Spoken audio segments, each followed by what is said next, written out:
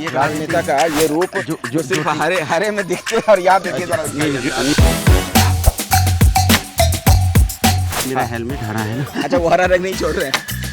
देखिए इनको हमसे कितना प्यार है, ये मेरे दोस्त को पता चल गया है कि कोई आया है। कोई आया है। हाँ, और तो देखो कितना सम्मान आपको दे रहा है। मेरे दर्शक भी वैसे चौंक रहे होंगे, हैरान हो रहे होंगे कि क्या वही अनुराग भदौरिया है, हरे रंग वाले। मैं बांसुरी बहुत अच्छी बजाता हूँ। चूंकि मैं योग करता हूँ तो अब मैं अभी सर केवल खड़ा हूँ मैं यहाँ पर। जब आपका ये रूप है यार, तो ये भी तो लोगों के सामने आना चाहिए ना। अच्छा, एक्टिंग वगैरह की है क्या? ऐसा हो गया 100 रुपया कह रहा है भैया, हम तो 80 रुपए पे आ गए। हम इंतजार कर रहे हैं कब पतला, हम तो मोटा होना चाहते हैं, पतले होते जा रहे हैं यार, कुछ हमारा करो। नहीं, हरा क्यों यार, ये मतलब ये सवाल है यार सब चीज में रंग खोजोगे तो जिंदगी तो चलेगी नहीं ना पार्टनर। हरे रंग में हमेशा जो देखते हैं आप अनुराग भदौरिया को, वही सिर्फ रंग नहीं है इनके जीवन में, और भी कई रंग हैं।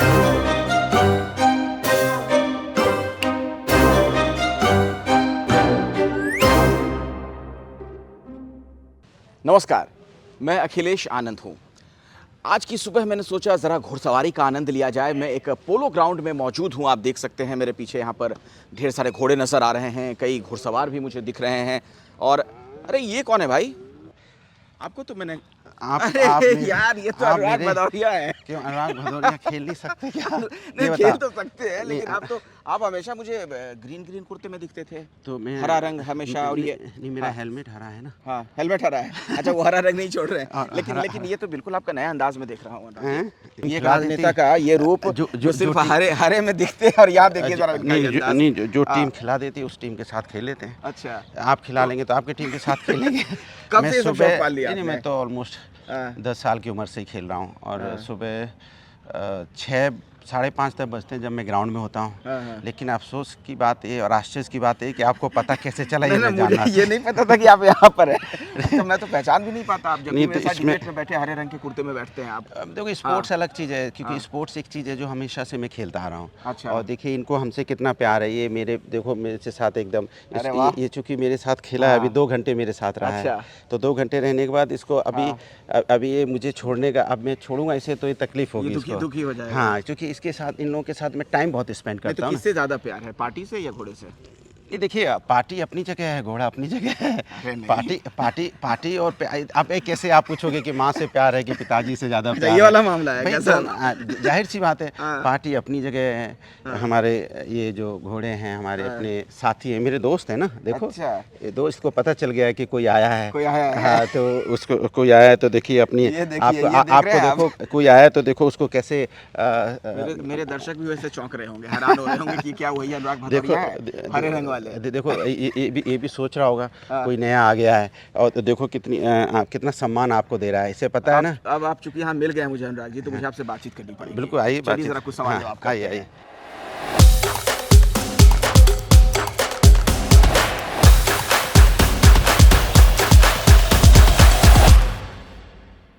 खेल अभी देखा, धन्यवाद। पोलो बहुत शानदार आप खेलते हैं, पहले तो आपको बहुत सारी बधाई।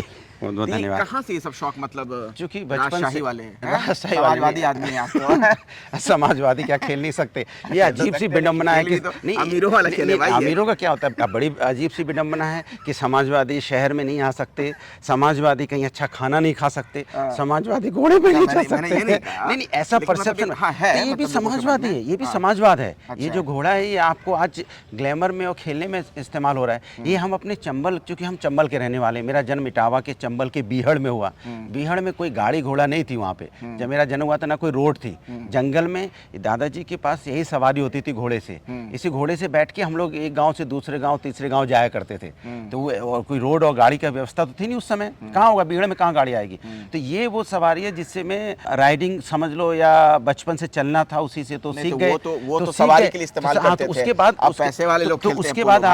उसके बाद आपको वो ताकत, वो आपकी वो ग्रिप आ जाती है जो बचपन से आपने चलाया है, हाँ। तो उसके बाद आप उसको आराम से चलाने लगते हैं। हाँ। फिर आपको एक पता चलता है कि आप एक उसमें आ गए, एक खेल के उसमें आ गए। अच्छा। तो आज अच्छी तरह खेल रहे हैं तो आप। मतलब ये कब से है, मतलब फैमिली में बाकी आपका बैकग्राउंड बताइए मुझे, मैंने पृष्ठभूमि कहा क्या है चंबल आपकी? का रहने वाला हूँ, चंबल में रहा हूँ, चंबल में बड़ा हुआ हूँ। पढ़ाई लिखाई वहीं पे हुई? पढ़ाई लिखाई सब वहाँ से निकल के फिर यूनिवर्सिटी दिल्ली आ गए, फिर दिल्ली से किया, फिर मैनेजमेंट आया। फैमिली में आपके कौन-कौन लोग हैं? वाइफ है हमारी, पापा हैं, मम्मा हैं। क्या करते हैं पिताजी?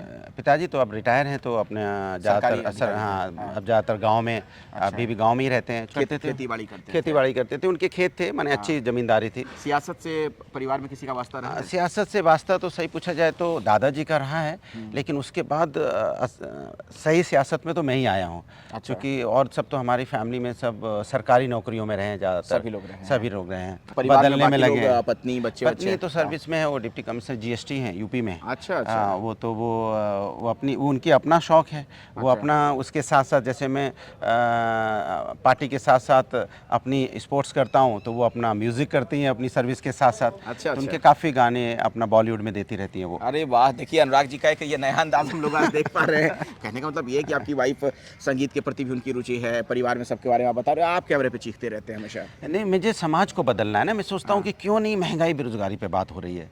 ये मेरे अंदर एक टीस रहती है, क्योंकि मैं मैनेजमेंट मैंने आईएम से किया है। अच्छा। हाँ, कलकत्ता से, आईएमसी से। तो मुझे लगता है कि इतना पढ़ लिखने के बाद लोग आज भी परेशान हैं, बेरोजगार हैं, उन पे बात क्यों नहीं होती? महंगाई पे क्यों नहीं चर्चा हो रही है? आदमी अभी भी गांव में चले जाओ तो 10-10 रुपए के लिए तरसता है। इस पे बात नहीं है। बात जब भी आप देखो तो मुद्दे ही अलग हैं, वो मुद्दे जिसको उन्हें कोई मतलब नहीं है। मतलब कैसे नहीं है? क्यों अगर नहीं मतलब भाई? नहीं है तो जनता आपको वोट दे देती नहीं है। नहीं, देखो जो बहस का मुद्दा है वो जाति धर्म का है। धर्म मेरे आस्था का विषय है, बहस का मुद्दा थोड़ी है। ये हमारा राजनीतिक मुद्दा थोड़ी है, ये मेरा आस्था का मुद्दा है। ऐसा कौन घर है जिसके घर में हर व्यक्ति जो जिस धर्म का होगा अपनी पूजा करता होगा, या जो जहाँ जिसमें जाता होगा अपना करता होगा? सभी करते हैं। आपके घर में भी मंदिर होगा, हमारे घर में भी है, जो जहाँ है सबके यहाँ पे सब कुछ है। लेकिन फिर लोग इतना क्यों उसमें करते रहते हैं, मुझे समझ में नहीं आता। इतना वो बनाते रहते हैं कि क्या बनाते रहते हैं? बातें कि मुद्दा ही हो रहा है तो धर्म की बातें चल रही हैं, ये दिक्कत तो है। देश में धर्म की बात हो रही है, इसमें दिक्कत क्या है आपको? वो बड़ा नहीं, बात होना अलग चीज़ है। बीजेपी वाले कहते हैं बहुत बढ़िया माहौल है, धर्म की बात हो रही है, हिंदुओं की बात हो रही है, बात क्यों ना होना होगा? अलग चीज़ आप है। लोगों पे तो आरोप लगता है तुष्टिकरण करते रहे नहीं, आप तो लोग वो- हमेशा वो- सरकार में रहे तो। वो उनको ऐसा लगता है। हम तो हमेशा विकास की राजनीति करते हैं। समाजवादियों ने तो विकास किया है, आपने देखा होगा। हम एक्सप्रेसवे की बात करते हैं, मेट्रो की बात करते हैं, हम यहाँ पे समाजवादी पेंशन की बात करते हैं, लैपटॉप देने की बात करते हैं, हम स्टेडियम बनाने की बात करते हैं। हम तो क्या ना, धर्म हमारा आस्था का विषय है, राजनीतिक विषय नहीं है भाई। इसको राजनीतिक विषय नहीं बनाना चाहिए। तो अपराध फिर क्यों बढ़ जाता है आपकी सरकार अपराध तो में? अभी देख ही रहे हैं आप किस तरह योगी से। जी ने अभी बोला है सदन में आप लोगों की माफिया को मिट्टी में मिला देंगे, इशारा आप ही लोगों की तरफ नहीं, था। देखिए सरकार किसकी है मुझे अब तक ये समझ में नहीं आया। हाँ। सरकार तो भारतीय जनता पार्टी की है। हाँ। गोली बारूद किसके सरकार में चल रहे हैं? अभी जो यहाँ प्रयागराज में जो हुआ किसकी सरकार में हुआ? तो कार्रवाई भी तो हो नहीं, रही नहीं, है। मेरी बात सुनिए। हाँ। देखिए, कार्रवाई अगर पहले हो जाती तो इतना माहौल बनाने की जरूरत नहीं पड़ती। ये जो माहौल बनाया जाता है ना कि हमने बुलडोजर चला दिया, अरे आपको चलाना है तो उन बदमाशों पर पहले चला दो ना, पहले चला दो। बाकी राज्यों में भी अब अरे सर, बुलडोजर चलाया पहले जा रहा है चला दो अपराधियों ना। को। हाँ, फिर के ये खिलाफ। क्यों जो लोग हम जिस उस पुलिस सुरक्षा कर्मी को जो गोली मार दी, वो गवाह को गोली मार दी, तो ये घटनाएं नहीं घटे ना। रोज यहाँ पे गांव में चले जाओ, हर आप देखोगे डिस्ट्रिक्ट में क्या क्राइम बढ़ा है। तो आप अगर ये कार्रवाई पहले कर दो, इवेंट की बजाय, जिसको आप इवेंट बनाने की कोशिश करते हो, बजाय उसके पहली माफिया पे करते हो, तो शायद लोगों की जान बच एक जाएगी। मिनट, आप तो बड़ी विवादित सी बात कह रहे हैं, इसको इवेंट आप कह रहे हैं। मैं कह रहा हूँ बुलडोजर पहले चला दो, हाँ। माफिया मतलब पे नहीं, पहले ये क्या चला दो। प्रायोजित लगता है आपको कि नहीं सब नहीं, कुछ? मुझे हाँ। प्रायोजित कुछ नहीं। मैं कह रहा हूँ कि माफिया को अगर आपको खत्म करना है तो पहले उसकी गुंडागर्दी खत्म करो ना। वो हमें किसी को मार देता है, उसके बाद आप जगते हो कि हमने देखो पकड़ लिया, हमने देखो बुलडोजर चला दो। आप बुलडोजर, कौन कहता है कि आप किसी को माफिया के खिलाफ कार्रवाई मत करो? आपकी सरकार को लेके आरोप ही ये सबसे बड़ा लगाया जाता है कि जब जब सत्ता में समाजवादी पार्टी आती है तो अपराध ही बढ़ जाते हैं। इनफैक्ट बीएसपी को लेके कहा जाता है कि वो बहुत हद तक लॉ एंड ऑर्डर अच्छी मेरी बात, अब मैं वही तो कह रहा हूँ। गोला परसेप्शन क्यों है? परसेप्शन इसलिए चूंकि ये बनाने की बीजेपी कोशिश करती है। देखो अपराध, आप देखो किस तरह से गोली बारूद सरेआम चला प्रयागराज में। इसलिए तो मैं कह रहा हूँ कि बुलडोजर चलाओ या उनको पकड़ के जेल में डालो, पहले डाल दो। हमारा आदमी चला जाता है, उसके बाद आप जगते हो, लेके बुलडोजर भागते हो। पहले क्यों नहीं भाई? अगर पहले आप ये कार्रवाई कर दो तो कानपुर जैसी घटना ना हो। माँ बेटी जल गई ना, तब भी तो वहाँ पे कार्रवाई की जा रही है ना। सरकार कह रही है कि हम कार्रवाई कर रहे हैं, आप लोगों ने उसको ब्राह्मणों से जोड़ दिया। आपके नेता अखिलेश यादव जी ने कह दिया कि ब्राह्मणों पे अत्याचार करती है मेरी बात सरकार। समझे, माँ बेटी जली ना, वापस आएंगे? किसी की माँ बेटी वापस नहीं आएगी, किसी की पत्नी वापस उसमें नहीं जाति आएगी। का एंगल क्यों नहीं, मैं बता रहा हूँ, मैं जो कह रहा हूँ, अरे तो अगर मैं भदौरिया हूँ तो हूँ ना, तो उसमें क्या कर लेंगे आप भाई?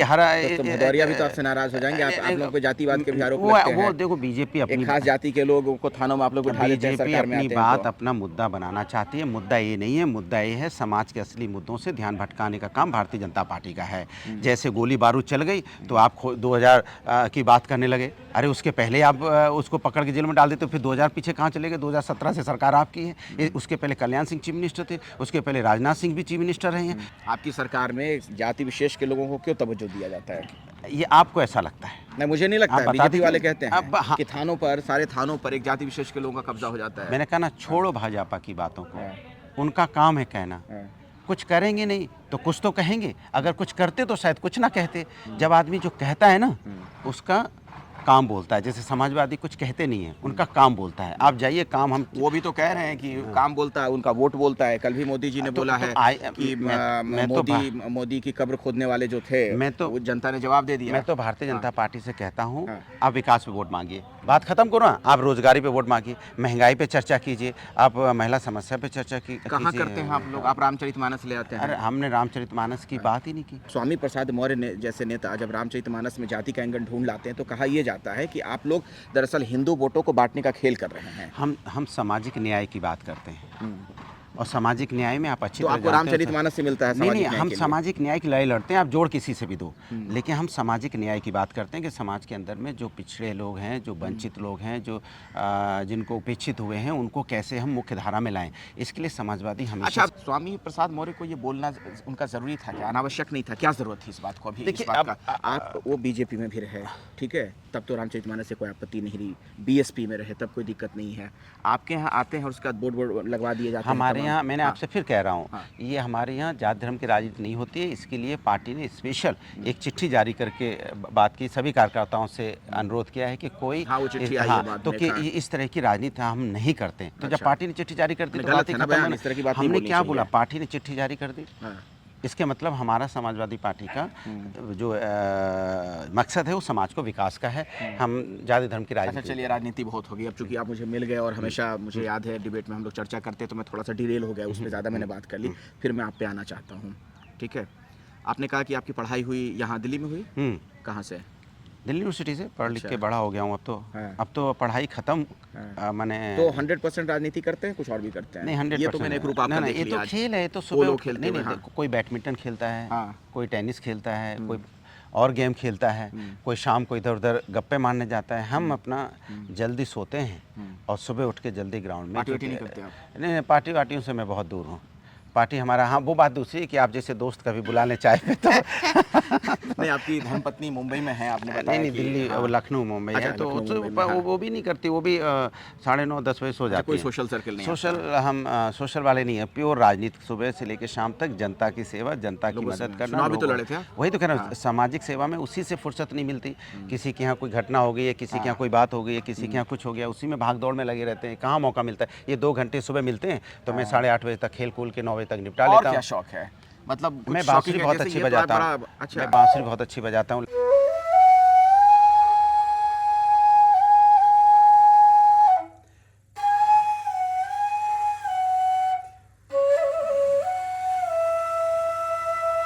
हरे रंग के कपड़े में बांसुरी बजाएंगे आप या इसी में से नहीं नहीं, बजाएंगे? मैं घर में जो हूँ, जिस कपड़े में होऊंगा उसमें मतलब हरा रंग सिर्फ टीवी पे है? नहीं, टीवी जनरल में वो कुर्ता ही पहनता हूँ। नहीं, हरा क्यों यार? ये मतलब ये सवाल है हरियाली, कि हरा हरियाली क्यों? देखो आप कितना अच्छा लग रहा नहीं, है। मैं नहीं, हरियाली तो ठीक है, लेकिन हरे रंग को आपको पता है ना, एक धर्म विशेष से जोड़ा जाता अरे है। वो कौन, ऐसे रंगों में भी धर्म खोजने लगोगे, फिर कपड़ों में भी धर्म खोजने लगोगे, तब तो दो क्या काम है भैया, हमने तो बचपन से ही सीखा कि लहू का रंग लाल होता है और हर किसी के शरीर में वही खून सुनो, है। हमारे लफ्जों में भी रंग खोजने लगोगे हाँ। तो फिर जिंदगी कैसे चलेगी? ये बताओ यार। सब चीज में रंग खोजोगे तो जिंदगी तो चलेगी नहीं ना पार्टनर। किसी ने बोला आपको कि हरा ही पहना कर? नहीं नहीं, बचपन से, क्योंकि हरा गंदा नहीं होता है और हम हरियाली के बीच में रहे तो मुझे हरे भरा अच्छा लगता है। हरे में मुझे रहना अच्छा लगता है। जीवन में देखो ना, हरियाली ढूंढते रहते हैं। हरियाली हमेशा माने समृद्धि का रंग है ना, तो आप मानसिक रूप से एकदम फिट रहते हैं और किसी दूसरे कलर की आपको ज़रूरत नहीं पड़ती है, अननेसेसरी है। अच्छा, वो गंदा भी नहीं होता है जल्दी, तो 2-1 दिन कुर्ता चल भी जाता है। आपके दर्शक वहाँ पे हैं, उनको बताइए ये सब। नहीं नहीं, दर्शक सब समझते हैं। दर्शक जानते हैं। देख लीजिए भाई, हरे रंग में हमेशा जो देखते हैं आप अनुराग भदौरिया को, वही सिर्फ रंग नहीं है इनके जीवन जीवन में और भी कई रंग हैं, है ना? तो घर में कौन सा रंग पहनेंगे अभी जाके आप? को जो मैं तो ज़्यादातर घर के अंदर में भी जो कपड़ा मुझे मिल जाए सामने वो पहन लेता हूँ, लेकिन मैं बेसिकली ग्रीन मुझे पसंद है, क्योंकि मैं उसी में क्यों गंदा नहीं होता ना, मैंने कहा ना 2-3 दिन चल जाता आराम से, कोई समस्या ही नहीं होती। बात है। अच्छा, ऐसे में मैं आपको एक सलाह दूं, आप टीवी पे थोड़े आराम से बोला करिए। जब आपका ये रूप है यार, तो ये भी तो लोगों के सामने आना चाहिए ना। ऐसा लगता है कि एकदम कोई वो है एंग्री यंग मैन टाइप का लुक आप अपना के रखते हैं, लोगों से भिड़ जाते हैं, कई बार आपको संभालते संभालते हम लोग को दिक्कत हो जाती है। अरे नहीं, अब तो एक्टिंग तो नहीं होती है वो? नहीं, कोई एक्टिंग नहीं होती। क्या होता है कि अंदर जब आप परेशान हैं आप कि महंगाई बेरोजगारी पे बात नहीं हो रही है, मुद्दों पे चर्चा नहीं हो रही, तो मुझे तो अपना वो युवा 80 करोड़ युवा दिखाई पड़ता है ना, कि वो हमारी तरफ देख रहा है। जब हम टीवी में होते हैं तो उसकी नज़र मेरी तरफ होती है कि ये मेरे बारे में कुछ बात करेंगे। जो महिलाएं बैठी टीवी देख रही हैं, बुजुर्ग बैठे टीवी देख रहे हैं, उनको लगता है ये मेरे बारे में कुछ बोलेंगे, तो मैं उनकी आवाज़ बनता हूँ। मुझे मैं अपने लिए नहीं चीख चिल्ला, मैं कहता हूँ सुनो मेरी बात सुनो, कि कौन जो टीवी देख रहा है वो मुद्दों पे बात नहीं हो रही है, ये बीजेपी वाले मुद्दा भटका रहे हैं, तो मैं मुद्दों पे लाने के लिए मुझे अंदर से ये जो लगता है ना, इन जो होता है अंदर से। अच्छा, लेकिन आप लोग कभी आत्ममंथन करते होंगे, बातचीत होती होगी अखिलेश जी से भी, सबसे भी, कि इतने मुद्दों पे रहते हैं, इतने मुद्दों की बात करते हैं, फिर भी सरकार में बीजेपी वाले आ जाते हैं, क्यों? देखिए क्या होता है, मैं आपको बताऊं, एक समय होता है, कहते हैं ना कि रहनुमाओं की अदाओं पे फिदा है दुनिया, इस बहकती हुई दुनिया को संभालो यारो। बड़ा अच्छा शेर था, दुष्यंत जी ने कहा दुनिया था। बह गई है। हाँ, तो आप उनको आप ये जो माहौल बनाते हो, जो आप प्रचार माध्यम के थ्रू और जो आप दुनियादारी की बातें सपना दिखाते हो, हम आएंगे 2 करोड़ रोजगार होगा, डॉलर जो होगा एकदम सस्ता हो जाएगा, पेट्रोल डीजल की कीमत 30-40 रुपये हो जाएगी, रुपया एकदम जो पतला है मोटा हो जाएगा, ऐसा मोटा हो जाएगा, ऐसा हो गया। सूख के रुपया कह रहा है भैया हम तो 80 रुपये पे आ गए, कहाँ पहले 60 रुपये में। अच्छा, एक्टिंग वगैरह की है क्या? नहीं, एक्टिंग हमने की नहीं की, लेकिन हम अपने रुपया की तरफ देखते हैं तो कहेगा भैया हम इंतजार कर रहे हैं कब पतले, हम तो मोटा होना चाहते हैं, पतले होते जा रहे हैं यार, कुछ हमारा करो। तो वो मुझे टेंशन होती है, मेरा रुपया पतला हो रहा है, आपका ये रूप हमें तो मोटा करना है। यहाँ पे पोलो ग्राउंड में और इस तरह की एक्टिंग, मुझे लग रहा है मुंबई जाने की तैयारी तो नहीं है? एक्टिंग नहीं, कोई ऑफर मिला कहीं? नहीं ऑफर फिल्मों के लिए, सीरियल फिल्म, जनरल जो आपने कहा ना कि रहनुमा मैंने इसमें बहकती, तो ऐसा आप सपना देखते हो ना, रोजगार दे देंगे, युवा बेचारा चढ़ा के चलने लगता है, हमको रोजगार मिलेगा, दौड़ के जाके वोट दे आता है, फिर उसको पता चलता है रोजगार मिला ही नहीं, जो हमारा था वो भी चला गया, फिर सोच में पड़ जाता है। जब तक वो सोचता है तब तक फिर कुछ नया लेके आते हैं। तो मैं कहता हूँ क्यों आप उनके साथ, ये अपने लोग हैं, ये हिंदुस्तानी हैं, ये दूसरे नहीं हैं। किसानों की इनकम दुगनी थी, ये भी अपने हैं, अपना खून है, कर दो इनकी दुगनी, चलिए आप बोलते रहिए, लेकिन मैं चाहता हूं कि आपकी बातों पे जनता भी उसी तरह से यकीन करे, क्योंकि सरकार में आप आएंगे तो हो सकता है अपने मुताबिक काम कर पाए। और मेरा व्यक्तिगत तौर पर ये मानना भी है कि विपक्ष भी मजबूत होना चाहिए, स्वस्थ लोकतंत्र के लिए बहुत ज़रूरी है विपक्ष का मजबूत होना। तो अनुराग जी ऐसे ही अपनी आवाज़ बुलंद करते रहिए, और बहुत अच्छा लगा आपसे बातचीत करके। जब मैं यहाँ पे आया पोलो ग्राउंड में और मैंने आपको देखा है पर खेलते हुए, तो दर्शक भी हमारे सोचेंगे कि अच्छा अनुराग भदौरिया का एक रूप ये भी है, सिर्फ ग्रीन कुर्ते वाले नहीं है। बहुत बहुत धन्यवाद।